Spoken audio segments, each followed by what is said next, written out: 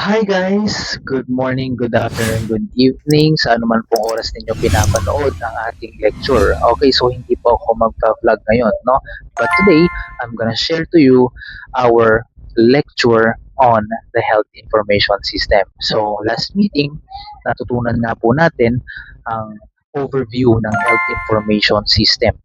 So, the main summary of our topic was to track patient in the most and fast reliable way.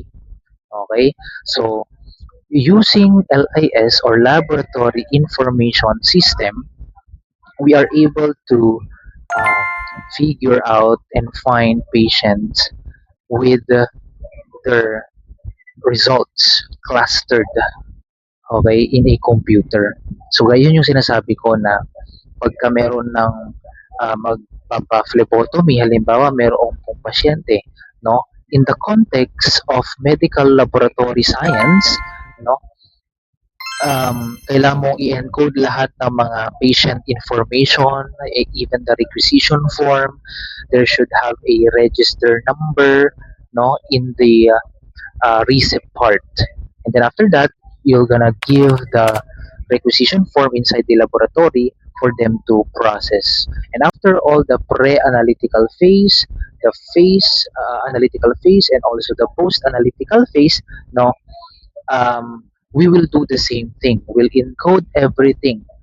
Okay, what's the clinical chemistry result of the patient, and then the CM result, and then we save it on the PC, on the computer, and after we save it, at least pwede nyo na siyang hanapin. Halimbawa, Juan de la Cruz, o i-type mo dyan letter D, lalabas lahat ng mga de la Cruz doon, tapos pwede mong hanapin at i-review yung kanyang result. Also, we've mentioned yung mga different types ng mga subsystems ng laboratory information system, yung mga OHASIS or EMR.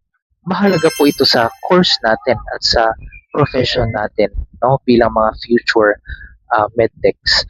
Anyway, I am reading the reference book that I have given you, and one of the motivations, no, is known as the life situations. Okay?